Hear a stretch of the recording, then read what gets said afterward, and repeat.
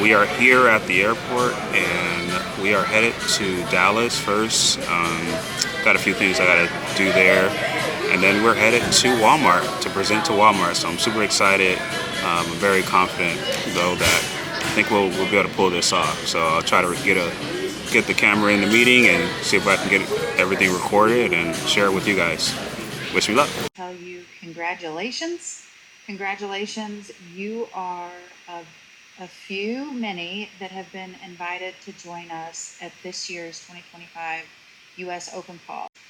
You made it out of more than 2,500 total supplier submissions. We had 2,500 suppliers that applied, which equaled to 6,000 items that were submitted, and more than 575 of you have been invited to join us. Guys, we're here at the Walmart Open Call event. As you can see.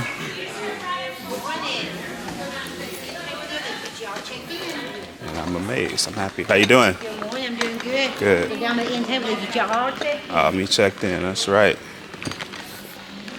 Yeah. Good morning. Thank you.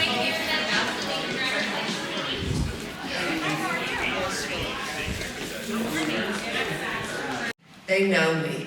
They know what I want. So we may not have 10 of every SKU, but we might have 3 of amazing SKUs in a certain set. So really curated. The other piece that we think is really important is surprise and delight. So when a member comes in, we want them to say, oh wow, I didn't realize you had that amazing Member's Mark sushi. Oh wow, I didn't know you had that made in Texas item. I didn't know you carried that brand. So what do you all have when you come in and that member's like, I'm so thankful that there is something that is just for me in this club, and I'm pretty excited about it. Technologies. So rooms of not only merchants, but product developers and other category owners and business leaders here. They're pitching those technologies, and we think that they could be part of changing the game for US manufacturing. I'm with the CEO. Are you CEO of Do Wipes or COO? Chief Executive Dude. Chief Executive. Okay. All right. So I don't know if you guys remember him from Shark Tank, but he presented. He did a great job. Now Do Wipes is everywhere. The great brand I recognize. I actually follow you guys, and I actually saw your LinkedIn, a lot of your LinkedIn posts as well that came up, and when you guys like hit 100 million or something like that. Yeah. So really incredible journey, I think for me, the reason why I want to talk to you is because for me, I have a consumable product as well, right? I have a sponge, and how do you, in today's environment with ad costs going up and a consumable product that you can't charge too much for, in order to really kind of increase your AOV. Would you pursue a retail strategy first, or would you pursue an online strategy, or sort of both? How do you sort of think about going to market with a consumable product like that? Yeah, I would think get on the marketplaces online first. Okay. So the Walmart.coms, the Amazons, the TikToks, where you don't need quite as much CAC to get it going. Yeah. But you can serve the product for people who are looking for sponges. Right. Get those early adopters. Right. Can charge a little bit of a premium. Right. Before you have scale. Right. On those sites, and then that helps you build. The case study to start going into retail. Versus like the D2C CAC meta model, it can be more complicated and expensive than just getting on the marketplaces, serving some ads, and just figuring out what people like and don't like the product. Okay. And how do you deal with competitors and are you guys, where do you guys sit in the space, and how do you guys deal with competitors and making sure that you guys remain at the number 1 or number 2, whatever position you guys are in the space? Yeah, you just keep being unique and adding something different to the world and the category will kind of make competition less of an aspect, because what Dude Wipes is doing is it's very unique, and it's actually very hard to touch because we've created our own thing. But anytime you're doing something that is working, there's going to be competitors, quote unquote. But that just kind of means that you're doing something right. You're doing something right, and you kind of gotta be mindful of what's happening. Yeah. But really, you have to double on and focus on what makes you unique. Okay. And that ends up kind of dissipating the competition issue. Okay. So I guess a competitor, not to name them, but say Good Wipes or something. how do you guys sort of stack up against somebody like that, and in terms of like your positioning in the marketplace, and making consumers know that you're different and you're the choice to make versus, or a Cottonelle or something like that? How do you guys deal with that?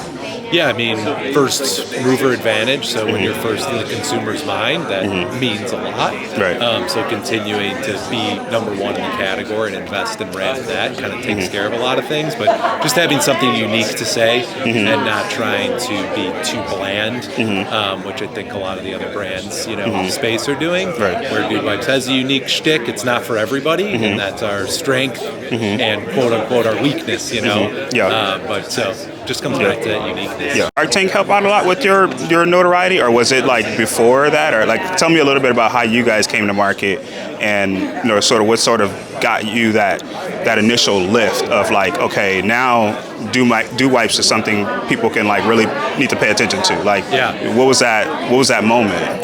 Yeah, for sure. Yeah, you'll have a lot of different moments throughout the journey, but in the early days, it's finding that product market fit on the marketplaces online, like we talked about, like Amazon and Walmart. And that's what got us on Shark Tank. Yeah, that we had a big enough business, to be interesting to the show.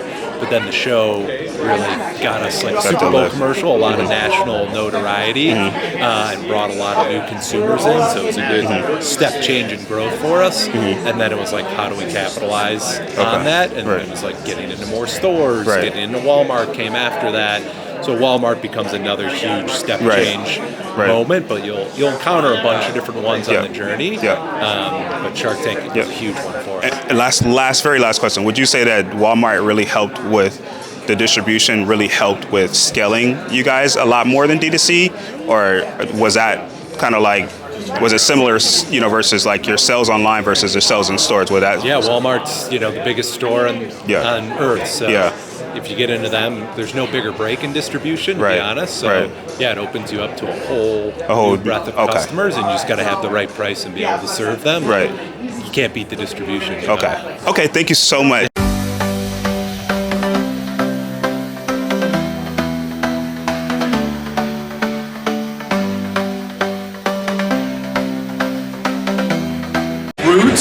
We make kettle-cooked potato chips that's forged in tallow and flame, which means we cook them in beef tallow instead of seed oils.